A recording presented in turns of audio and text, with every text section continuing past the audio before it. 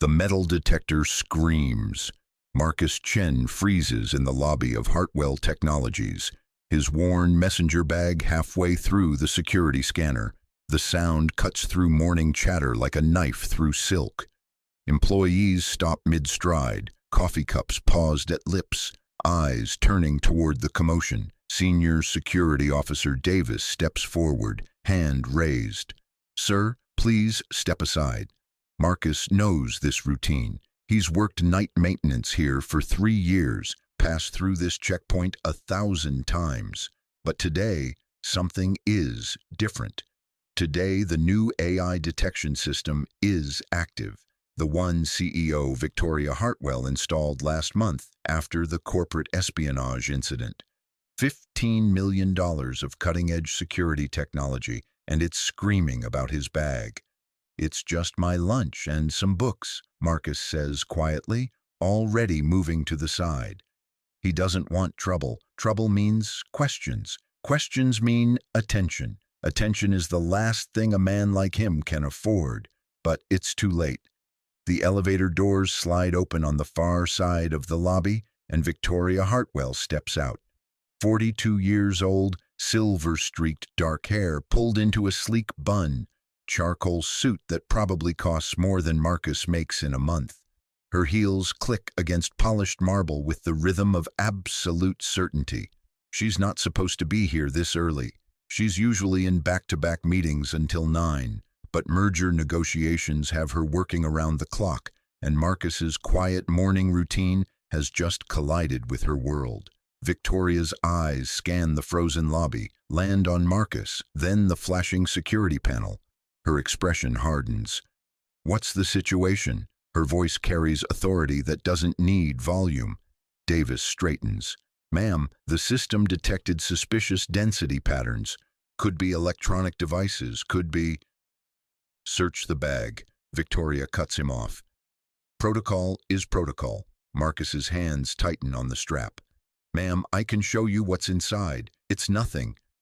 "I didn't ask for your input." Her eyes are cold, assessing. She doesn't recognize him. Why would she? He's invisible, part of the army of people who keep this building running while she builds empires. If you're enjoying this story so far, don't forget to hit the like button and subscribe.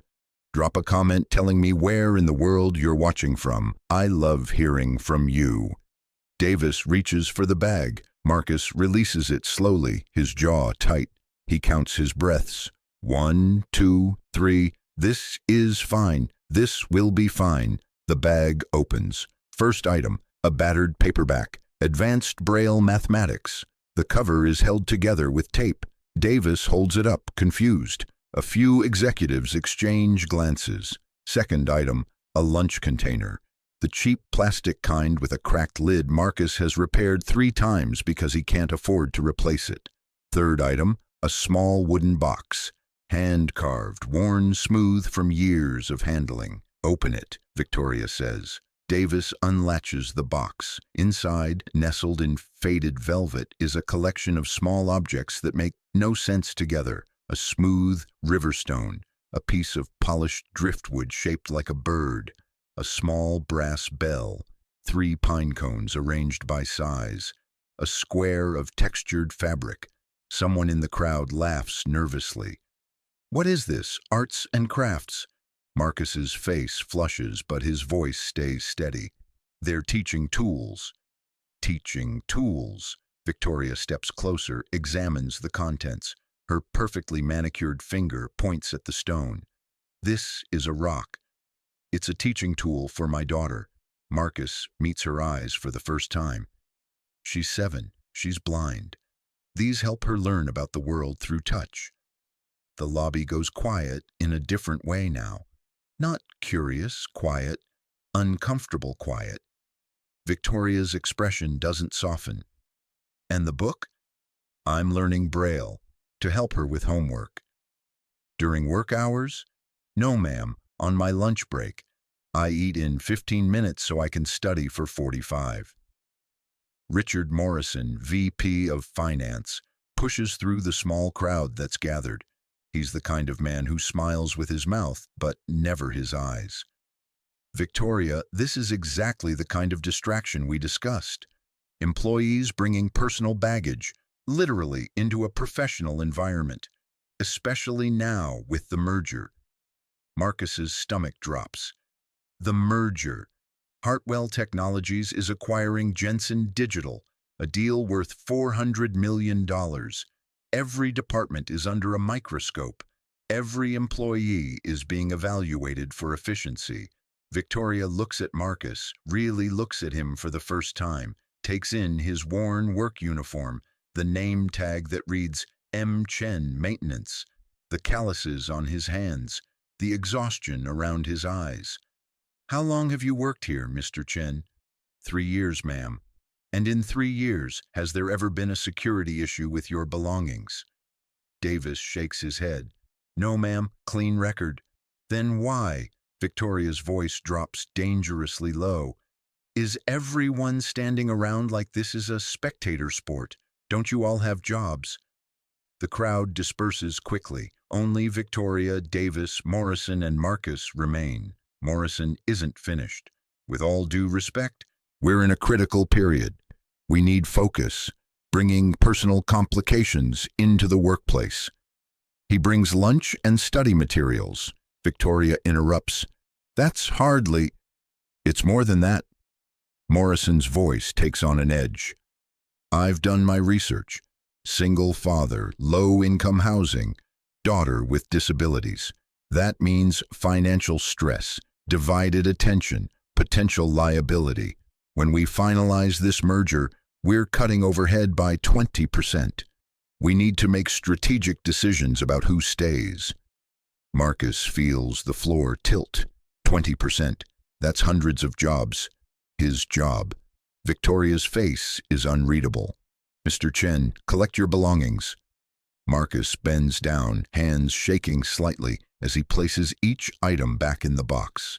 The river stone, the driftwood bird, the bell that his daughter Lily rings when she's proud of herself for learning something new. Each object is a small piece of their world, now examined and judged by people who will never understand what they mean. He closes the box, places it in his bag along with the Braille book and his sad little lunch container.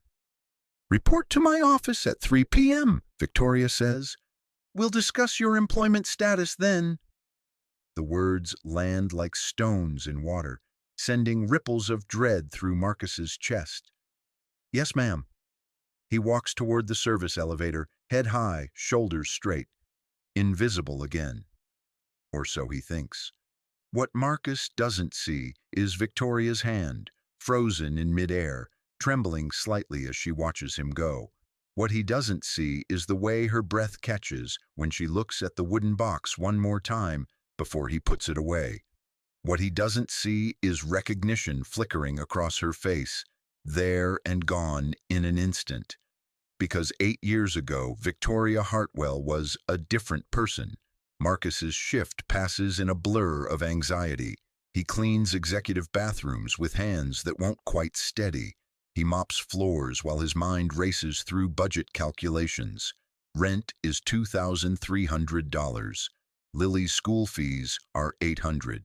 The specialized books and tools she needs for learning cost money he carefully saves from every paycheck. If he loses this job, they lose everything. At 2:45, he takes the service elevator to the executive floor.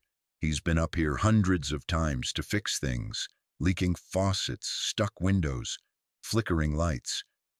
But he's never been summoned, never sat in one of those expensive chairs, never been anything but invisible hands that solve problems. The executive assistant, a young woman named Jennifer, looks up when he approaches. Her expression is sympathetic. "Mr. Chen, she's ready for you." The door to Victoria's office is heavy, mahogany, with a brass plate that reads, "Victoria Hartwell, CEO." He knocks. "Come in." The office is exactly what he expected. Floor-to-ceiling windows overlooking the city. Minimalist furniture that costs more than cars. Diplomas and awards covering one wall. Harvard Business School, Forbes 40 under. 40 Technology Innovator of the Year, and photos, several of them, in expensive frames. Victoria at ribbon-cutting ceremonies, Victoria shaking hands with the governor, Victoria accepting awards, and one photo, smaller than the others, partially hidden behind a lamp. Victoria, much younger, maybe in her early 30s, holding a little girl with dark braids. Both of them were laughing. Marcus tears his eyes away. Not his business. Victoria sits behind her desk, fingers steepled, expression neutral. Sit. He sits. The chair is as uncomfortable as he imagined, not because of the cushioning, it's probably memory foam, but because of what it represents. This is where decisions get made that change lives. This is where the powerful tell the powerless how things will be. Mr. Chen, I'll be direct. This company is going through significant changes. The merger requires difficult choices. Here it comes. Marcus braces himself. I need to know something first. Victoria's eyes lock onto his. That box, the teaching tools, how long have you been collecting them? The question throws him. About 7 years, since Lily was born. And the Braille book? 6 months. She started learning to read this year. I wanted to keep up with her. Something flickers in Victoria's expression. Your daughter, Lily, she was born blind? Yes, ma'am, congenital condition. The doctor said... He stops, wondering why he's sharing this, but something in Victoria's face makes him continue. They said she'd face challenges, that we'd need to adapt. So we do. Every day. Just you? No mother in the picture? Marcus's jaw tightens. Her mother left when Lily was 2 months old. Said she didn't sign up for a special needs child. So yes, just me. Silence fills the office, heavy with things unsaid. Victoria stands, walks to the window, her back to him. When she speaks, her voice is different, softer, strained. I had a daughter once. Had, past tense. Marcus's chest tightens with understanding. Victoria continues, still facing the window. Emma. She was born 8 years ago, premature, complications. The doctors did everything they could, but her hands grip the window frame. She lived for 3 days. 3 days of tubes and machines, and hoping for miracles that never came. I'm sorry, Marcus whispers. After she died, my husband couldn't look at me, couldn't be in the same room. We divorced 6 months later. I threw myself into work, built this company into what it is today, told myself that success could fill the hole. She turns back to face him, and her eyes are bright with unshed tears. It didn't. Marcus doesn't know what to say. What do you say to someone whose wealth can't buy back what matters most? Victoria walks back to her desk, picks up a tablet, taps the screen. I pulled your file, Mr. Chen. Do you know what I found? He shakes his head. Perfect attendance for 3 years. Commendations from every department. You fixed the HVAC system in Building C when our contractors said it needed to be replaced. Saved us $200,000. You rewired the server room when we had that power surge, prevented what could have been millions in data loss. She sets the tablet down. You're not just maintenance, you're an electrical engineer. Marcus stiffens. That was a long time ago. MIT, class of 2012, graduated top of your class, had offers from Tesla, from Google. Victoria's voice is gentle but probing. What happened? The answer sits in his throat like broken glass. Lily happened, her mother left, medical bills piled up. I had a job lined up at a tech firm in California, but I couldn't relocate with a newborn who needed specialists. I couldn't work 60-hour weeks when I had a daughter who needed me, so I took what I could get, night shifts, flexible schedules, jobs that let me be there when she woke up scared, when she needed her father. You gave up everything. No. Marcus's voice is firm. I gained everything that mattered. Victoria sits down slowly, like his words have physical weight. She's quiet for a long moment, staring at something Marcus can't see. Finally, she speaks. Mr. Morrison thinks you're a liability. He thinks personal complications make you a risk. Marcus nods, expecting the blow. Mr. Morrison is an idiot. Marcus's head snaps up. Victoria leans forward. You want to know what I see when I look at you, Mr. Chen? I see a man who sacrifices everything for someone who depends on him. I see someone who studies advanced mathematics on his lunch break so he can keep up with his daughter's education. I see an MIT engineer who could be making $300,000 a year somewhere else, but who chooses to mop my floors because it means being there for bedtime stories. She stands, walks around the desk, sits on the edge directly in front of him. The barrier between them is shrinking. I spent 8 years trying to fill a hole with success, with money, with power, and I'm still empty. Her voice cracks. You have what I'd give everything to have. And people like Morrison want to take it away from you because it's not convenient for a profit margin. Marcus can barely breathe. I'm not firing you, Mr. Chen. Victoria's eyes are fierce now. I'm promoting you. Chief Safety and Systems Engineer, salary $140,000, full benefits, college fund for Lily, and flexible hours so you can be there for school pickups and doctor's appointments and every single moment she needs you. The words don't make sense. They're too big, too impossible. Why? Because 8 years ago I made a choice. I chose work over everything, and I lost my daughter before I even got to know her. Victoria's hand trembles as she wipes her eyes. I won't be responsible for taking a father away from his child, not when that child needs him, not when he's clearly the kind of father every kid deserves. Marcus feels tears burning behind his eyes.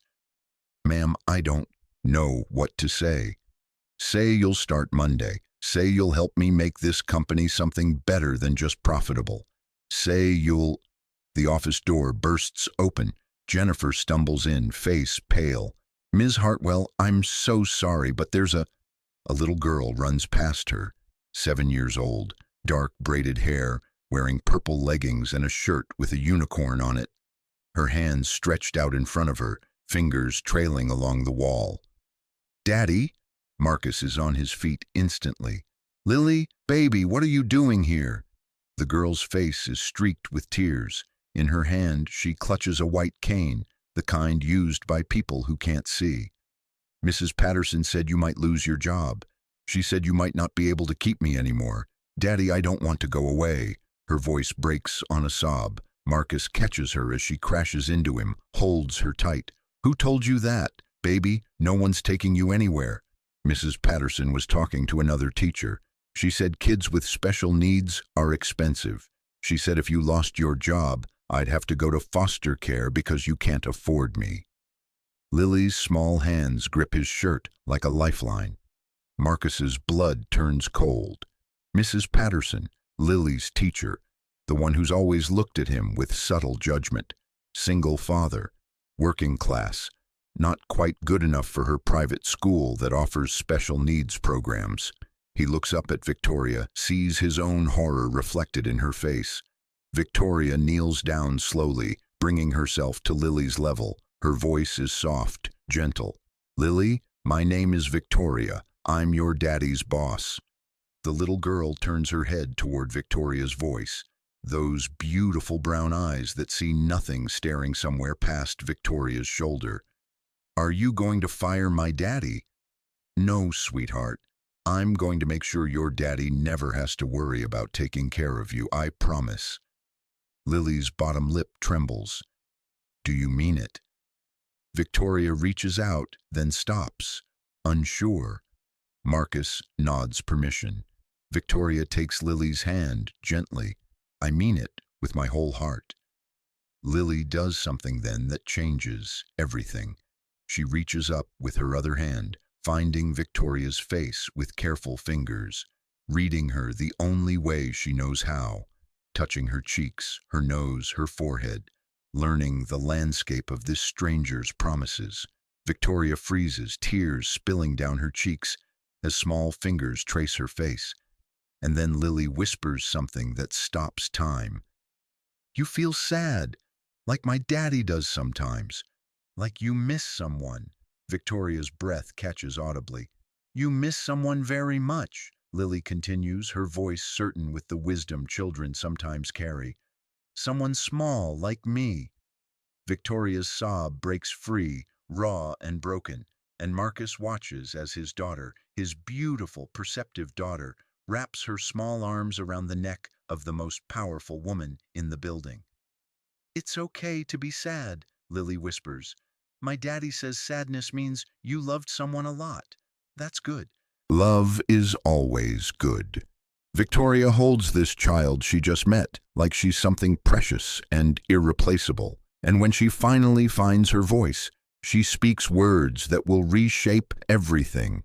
"Lily, would you like to come visit my office sometimes? I have big windows.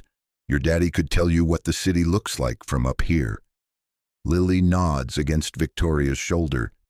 "And maybe," Victoria's voice shakes, "maybe sometimes I could read you stories, or we could learn new things together." "What kinds of things?" "Anything you want, math, science, music, whatever makes you happy." Lily pulls back, her face serious. "Can we learn about stars? I can't see them, but Daddy says they're beautiful." "Yes." Victoria's smile is watery but real. "We can learn about stars." She looks up at Marcus, and he sees it clearly now. Not a powerful CEO, not a billionaire, just a woman who lost everything that mattered and found an unexpected reason to hope again. "Mr. Chen, I think we should discuss this position in more detail, and I'd like Lily's input on designing a more family-friendly workplace policy." Marcus's throat is too tight to speak. He just nods. Lily tugs Victoria's hand. "Miss Victoria, can I ask you something?" "Anything, sweetheart." "Why does your office smell like lemon and paper and sad?" Victoria laughs, startled. I don't know. What should it smell like?" "Like happy. Happy smells like cookies and books. And people who hug you." Victoria looks at Marcus. Marcus looks at his daughter. And in that moment, something broken begins very quietly to heal. "Then we'll change it," Victoria says firmly. "Starting tomorrow, this office will smell like happy." As Jennifer escorts Lily to get hot chocolate from the executive break room, Victoria and Marcus stand alone in the office that suddenly feels different. "Thank you," Marcus says quietly. "Don't thank me yet," Victoria replies. "I have a feeling your daughter just changed everything about how this company operates, and I suspect Morrison is going to hate it." "Is that a problem?" Victoria's smile is sharp. "Morrison can adjust or leave. I just remembered what this company was supposed to be for, what any of this is supposed to be for." She picks up her phone, dials. "Jennifer, clear my schedule for the rest of the day and get me everything we have on our family leave policies. I have a feeling they're about to get a major overhaul." Marcus watches her transform before his eyes. Purpose where emptiness was. Fire where cold efficiency reigned. All because a blind 7-year-old girl saw what everyone else missed. "One more thing," Victoria says as Marcus turns to leave. "That teacher, Mrs. Patterson, the one who told Lily you might lose custody." "Yes?" "Get me her information. If she's teaching children while believing poverty makes parents disposable, she shouldn't be teaching at all." Marcus opens his mouth to protest, to say it's not necessary. But Victoria's expression stops him. "I lost my daughter, Mr. Chen. I can't get her back, but I can make damn sure no one takes yours away because of money. That's not charity, that's justice."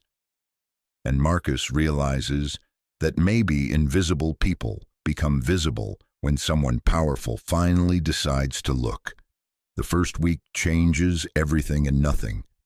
Marcus reports to his new office on Monday morning, an actual office with his name on the door. Marcus Chen, Chief Safety and Systems Engineer.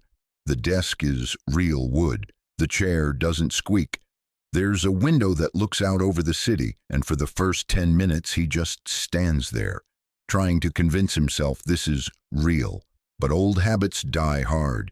He still arrives at 6 a.m., an hour before anyone else. Still checks the building systems, the HVAC reports, the maintenance logs.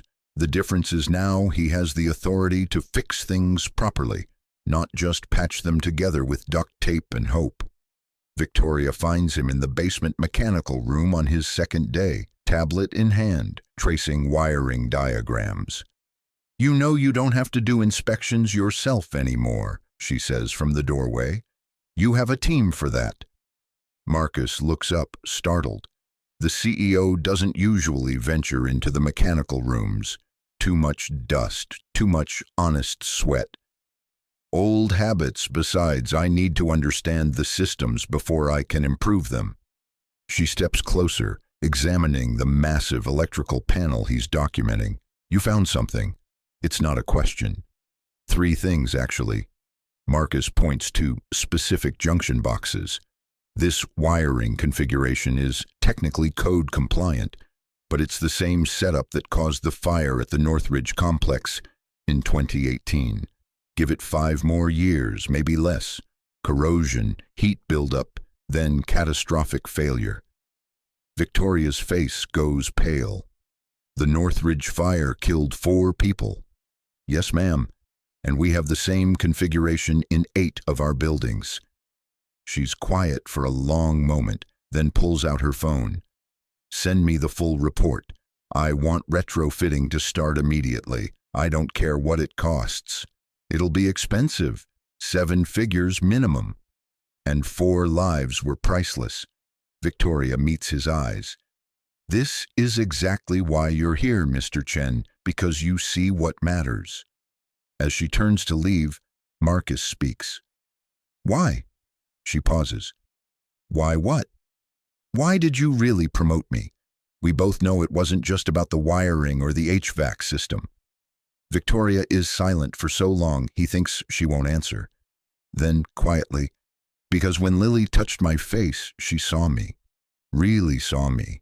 And I realized I've been invisible too, just in a different way. Surrounded by people who only see the CEO, the money, the power, never the person underneath." She looks back at him. "You understand what it means to be invisible. I thought maybe you could teach me how to be seen." Before Marcus can respond, she's gone, heels clicking away down the concrete corridor. The teaching sessions begin on Wednesday. Victoria clears her calendar every afternoon from 3 to 4. "Personal development," she tells Jennifer, who looks shocked but says nothing. Lily arrives at 3:15, led by Marcus through the executive floor. Employees stare. The CEO doesn't do personal meetings with 7-year-olds.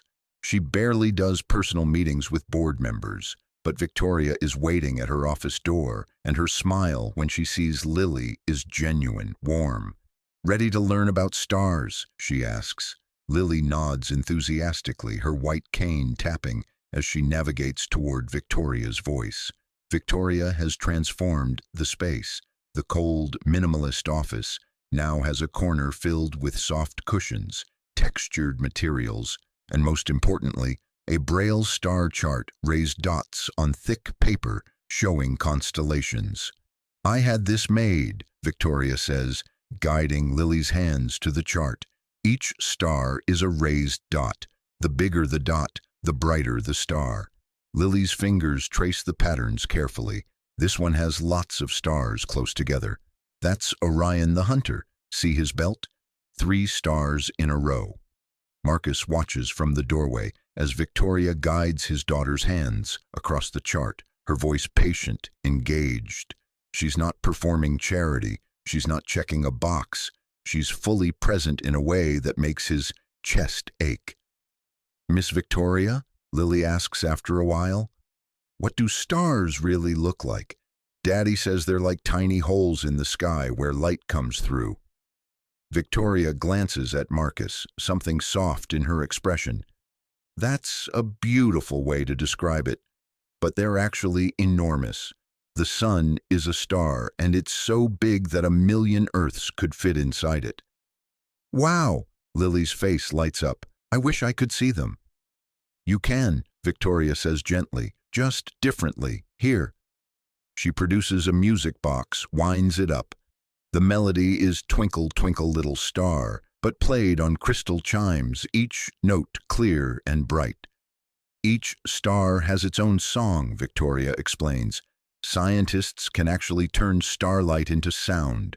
This is what a star sounds like. Lily listens, transfixed. Then she starts to hum along, her small voice matching the chimes. Marcus feels his throat tighten. He's tried so hard to show Lily the world through touch, through sound, through every sense she has. But he's never had the resources to do it like this.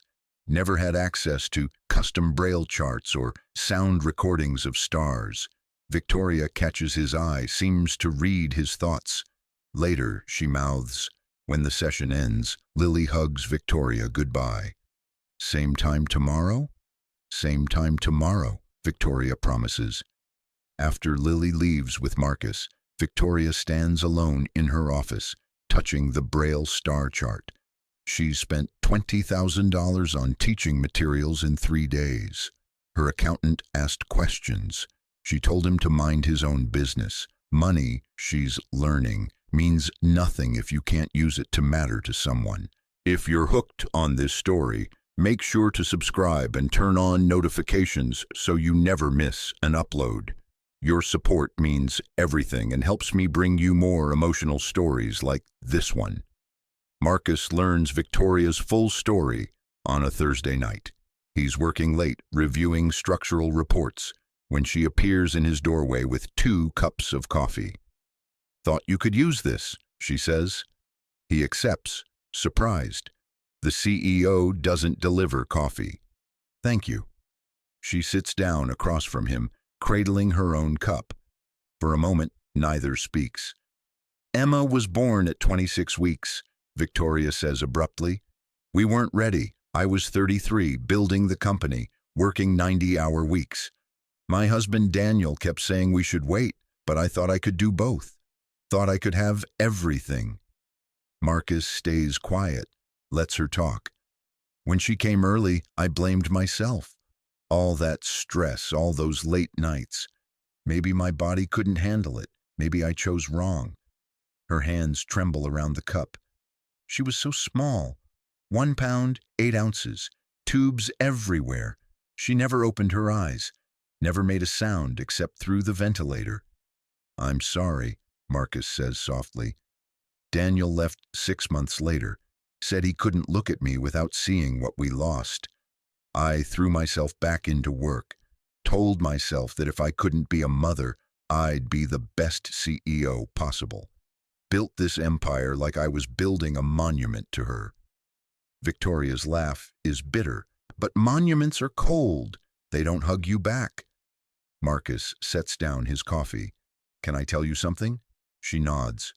When Lily was born, the doctors gave me statistics, told me what she'd never be able to do, never see faces, never drive, never experience sunsets.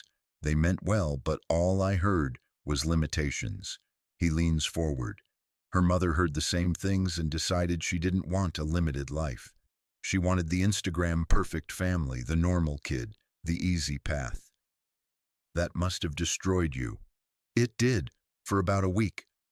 Marcus smiles slightly. Then Lily grabbed my finger while I was holding her, and I realized something. She wasn't limited. Everyone else was just thinking too small. Victoria's eyes glisten.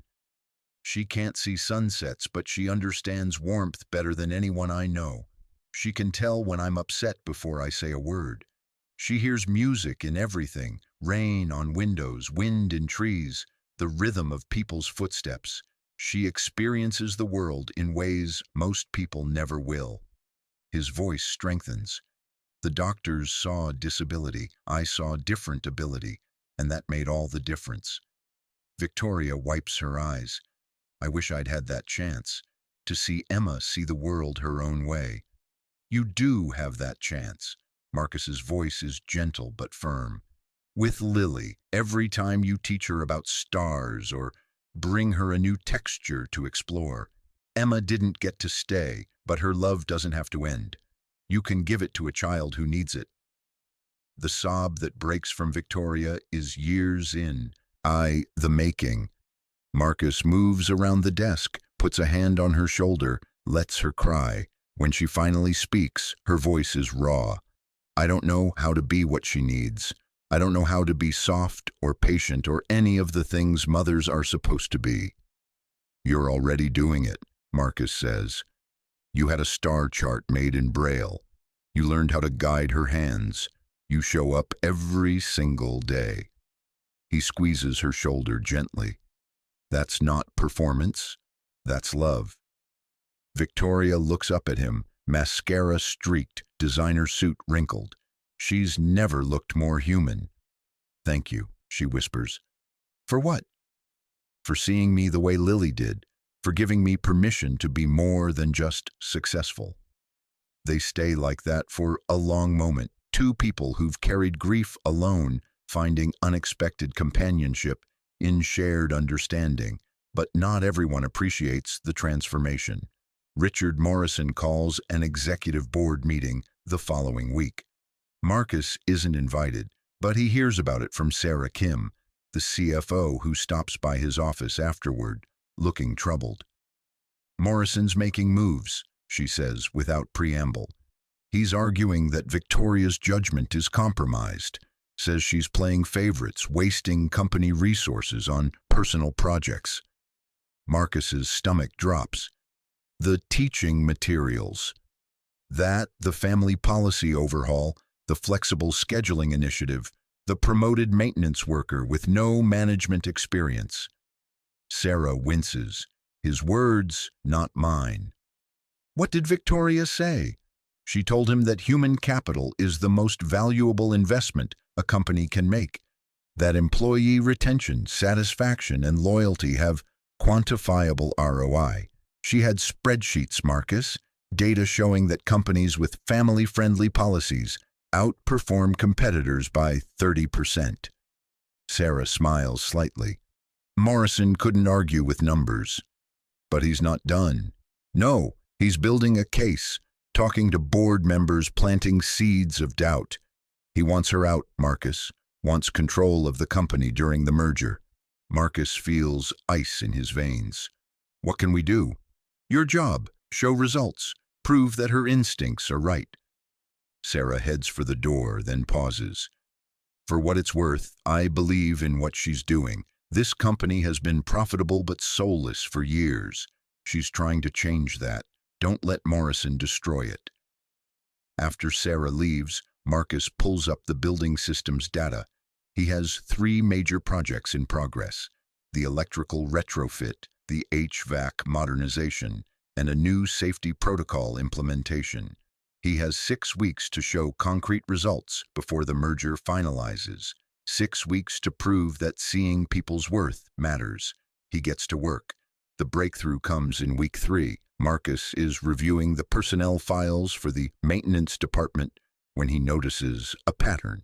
Turnover is high. People quit every few months, but it's not random. They leave right after incidents where equipment fails, where they get blamed for problems they didn't cause. He digs deeper, finds incident reports, disciplinary actions, budget cuts. Then he finds the smoking gun, deferred maintenance requests, dozens of them going back 5 years, critical repairs that were denied or delayed to save money. And every time something broke, the maintenance worker on duty got written up. Marcus takes his findings to Victoria. She reads through the reports, her expression darkening. Morrison signed off on these budget cuts. He saved the company $3 million, Marcus says, but he cost us 12 experienced workers, created safety hazards, and destroyed morale in an entire department. Victoria's jaw tightens. This ends now. She calls an emergency operations meeting. Morrison attends, confident as always. We need to discuss the maintenance department restructuring. Victoria begins. Morrison nods. Agreed. We're overstaffed and underperforming. I suggest we outsource. No. Victoria cuts him off. We're bringing maintenance in-house, fully funded, with proper equipment and training. Mr. Chen has documented years of systematic neglect that's cost us more in the long run than if we'd just done repairs properly. She projects Marcus's findings on the screen. The numbers are damning. Morrison's face reddens. Those budget cuts were necessary during the recession. The recession ended 4 years ago, Victoria says coldly, but the cuts continued. Why? Silence. I'll tell you why, Victoria continues. Because maintenance workers are invisible to you. Because you believe cost-cutting on the people no one sees is smart business. But it's not. It's short-sighted, cruel, and it ends today. Morrison stands abruptly. This is exactly what I've been warning the board about. You're making emotional decisions, letting personal feelings. Sit down, Richard. The room freezes. Victoria's voice is steel. I'm making strategic decisions based on data. Mr. Chen has shown that investing in people reduces long-term costs, improves safety, and increases productivity. That's not emotion. That's business sense you've been too blind to see. Morrison sits, but his expression promises retaliation. After the meeting, Victoria finds Marcus in his office. That was dangerous, he says quietly. You just made a powerful enemy. I made a powerful enemy when I decided people matter more than profit margins. She sits down, exhausted, but I'm not backing down. Not when I finally understand what this company should be. What's that? A place where a single father can provide for his daughter, where mistakes don't define people, where invisible work gets seen. She meets his eyes. A place Emma would have been proud of. Marcus nods slowly. Then we keep going. We keep going. The transformation isn't just corporate. Victoria starts having dinner with Marcus and Lily once a week.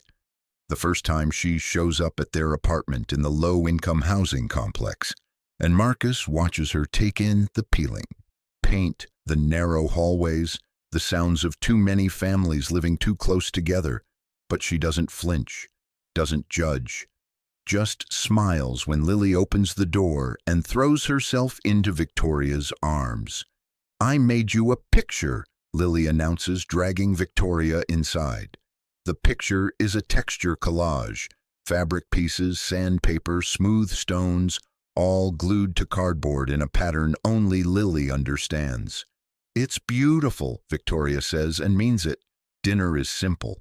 Spaghetti with jarred sauce, garlic bread from the grocery store bakery, salad from a bag. Nothing like the restaurants Victoria usually frequents. But watching Lily explain her day while Victoria listens with complete attention, Marcus realizes this is the most content he's seen either of them. After dinner, Lily asks Victoria to read to her. They curl up on the worn couch, and Victoria opens a Braille book about space. Can you read Braille now? Marcus asks, surprised. I'm learning. Victoria runs her finger under the raised dots, slowly sounding out words. She's not fluent, keeps making mistakes, but Lily patiently corrects her. You're getting better, Lily encourages. Last week you couldn't read that word at all. Marcus's chest feels too full. This powerful woman, learning a new language just to connect with his daughter. Later, after Lily falls asleep, Victoria and Marcus sit on the small balcony, looking out over the city lights. Morrison's going to force a vote, Victoria says quietly. He's convinced 3 board members that I am unfit, says I'm prioritizing personal attachments over business strategy. Are you? She considers this. Maybe, but maybe that's not wrong. Maybe businesses should prioritize people.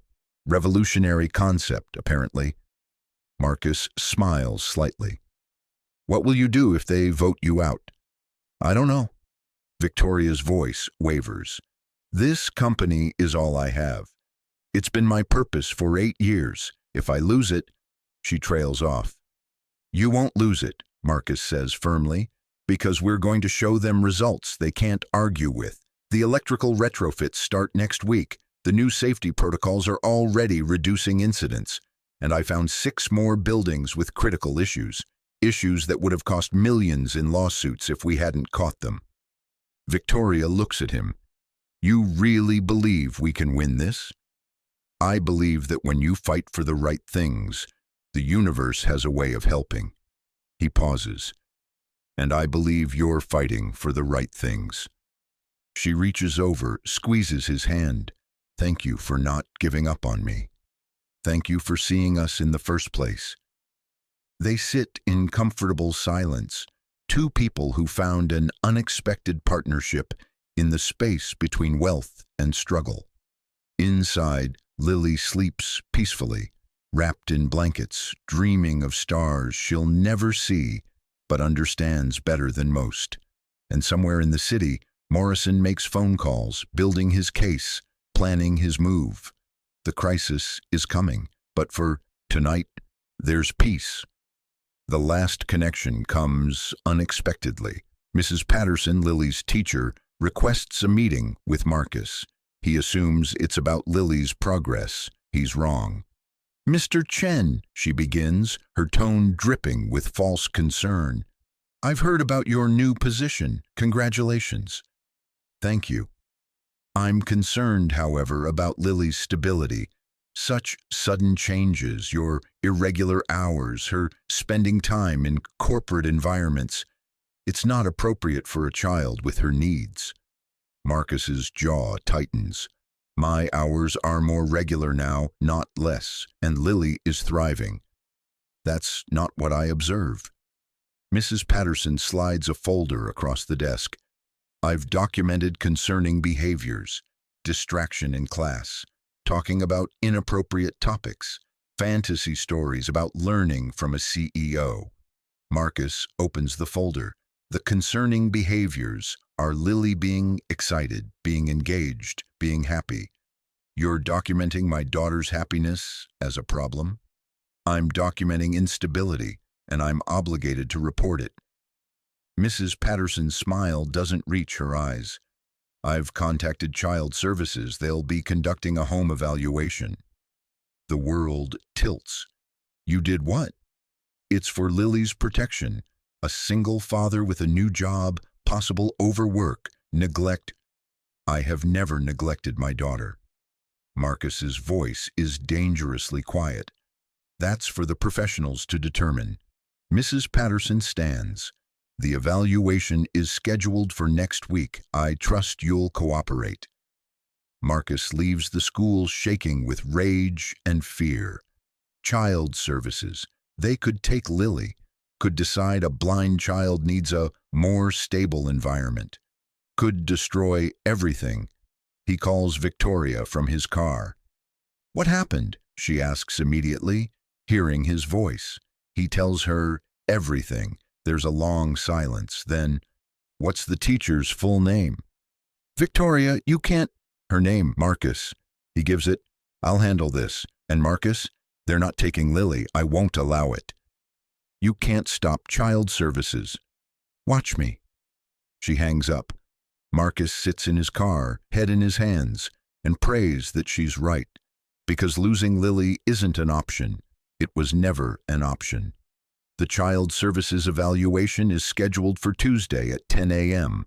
Marcus cleans the apartment until 3 in the morning, scrubbing every surface, organizing everything perfectly. He knows it won't matter. Their home is small, old, in a rough neighborhood. But he tries anyway. Victoria shows up at 9:45. What are you doing here? Marcus asks. I'm Lily's. She pauses, searching for the right word. I'm family. I should be here. When the caseworker arrives, she's professional but cold. Clipboard in hand, eyes already judging.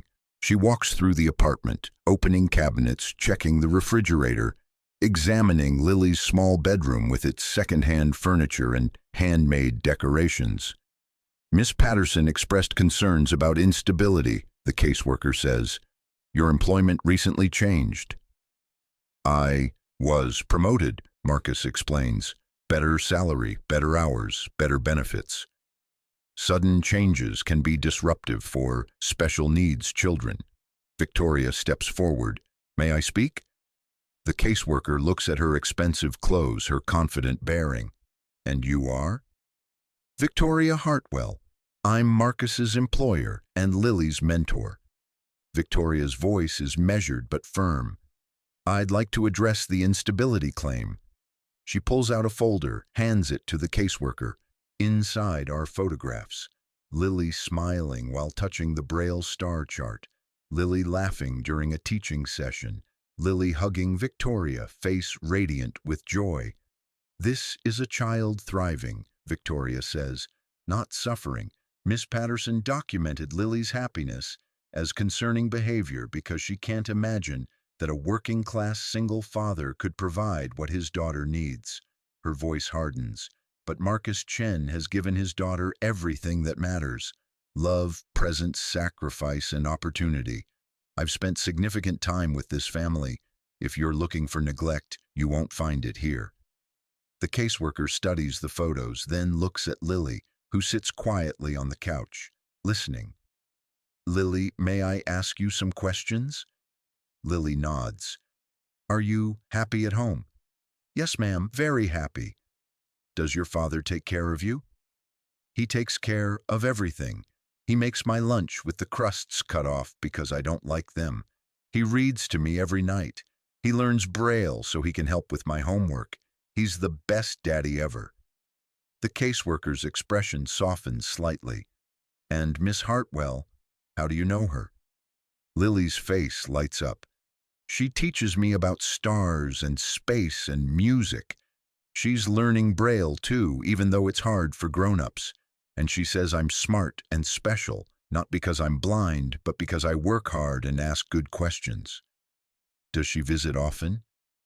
Every week for dinner.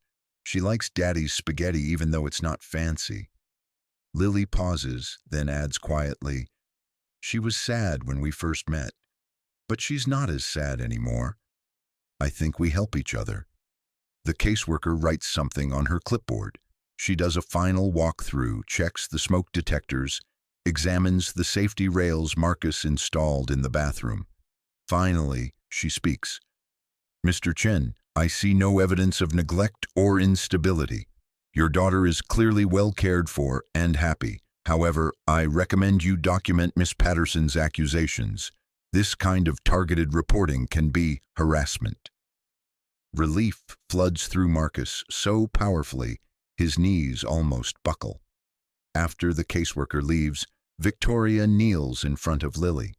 You were very brave, sweetheart.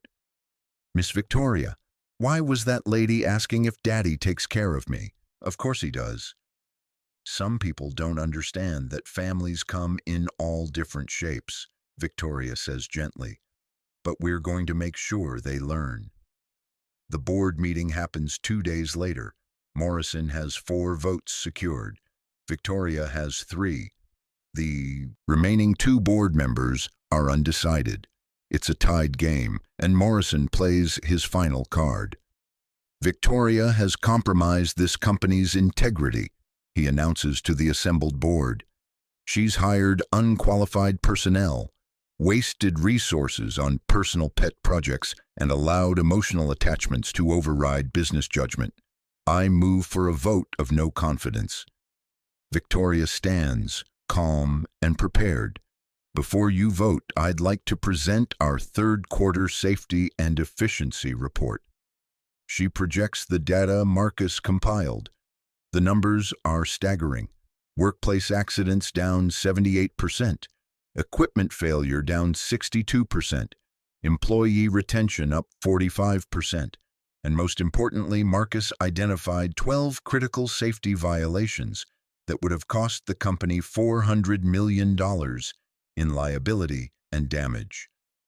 Mr. Chen didn't just identify problems, Victoria says.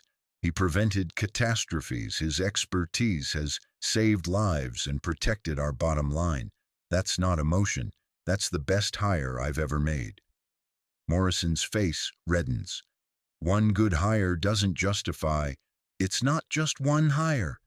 Sarah Kim stands, holding a folder. I've been analyzing Victoria's policy changes.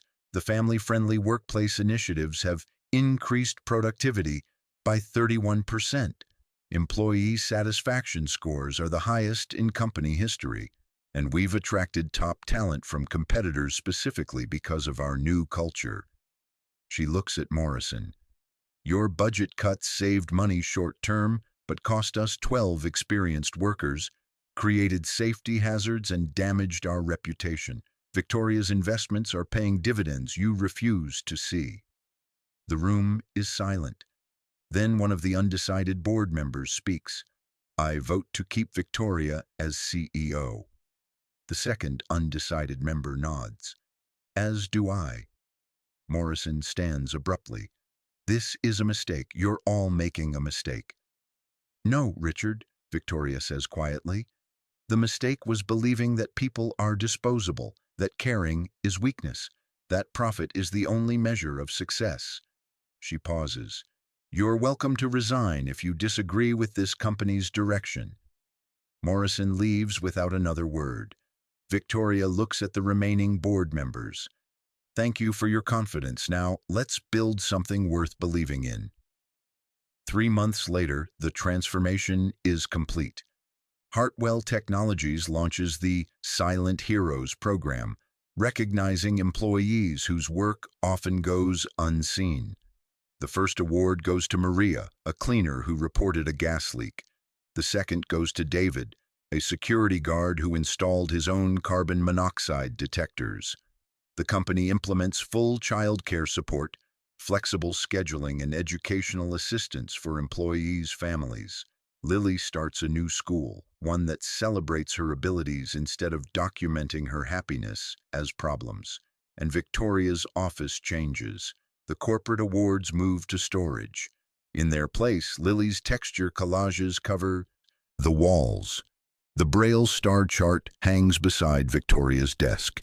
And every afternoon at 3, the CEO of a billion-dollar company sits on floor cushions teaching a blind 7-year-old about the universe. One evening, Marcus finds Victoria in her office after everyone else has left. She's holding a photograph of Emma, tears streaming down her face. I miss her, Victoria whispers. I always will. Marcus sits beside her. That's how you know the love was real. The missing never stops. But maybe... He pauses, choosing words carefully. Maybe love doesn't have to end just because someone leaves. Maybe it can grow in new directions. Victoria looks at him, then at the Braille chart, at Lily's artwork covering her walls. You're saying Emma led me to Lily. I'm saying love finds a way if we let it. Victoria reaches for his hand. Thank you for letting me love your daughter. Thank you for seeing us when we were invisible. They sit together in the quiet office. Two people who found an unexpected family in the space between grief and hope. And somewhere in that same building, a small burned shoe sits preserved in Marcus's new office, a reminder that the most valuable people are often the ones we almost overlook, the ones who clean our floors and carry their worlds in worn canvas bags, the ones who teach us that wealth means nothing without someone to share it with, the ones who show us that family isn't about blood or money, it's about showing up, it's about seeing, it's about love. 6 months later. The annual gala is different this year. The guest list includes maintenance workers, custodians, and their families. Lily wears a purple dress and walks confidently beside her father, her white cane tapping proudly. Victoria takes the stage. Tonight, we honor people who changed this company by reminding us what we stand for. But I want to honor someone specific. She calls Marcus and Lily to the stage. Marcus Chen taught me that expertise comes in unexpected packages, that sacrifice is love made visible, that the people we overlook often carry the most extraordinary stories. Victoria's voice wavers, but his daughter taught me something even more important. She kneels beside Lily. You taught me that sadness doesn't have to be the end, that love can grow in new soil, that families choose each other every single day. Lily reaches out, finds Victoria's face with her careful fingers. You're not sad anymore, are you, Miss Victoria? No, sweetheart, because of you, I'm finally happy. Lily wraps her arms around Victoria's neck. The entire ballroom erupts in applause, and Marcus watches as two people who needed each other finally become what they were always meant to be. Family, not despite their differences, but because of them. Thank you so much for watching until the end. If you loved this story, check out the other videos on your screen now. I think you'll really enjoy them. And don't forget to subscribe if you haven't already. See you in the next story.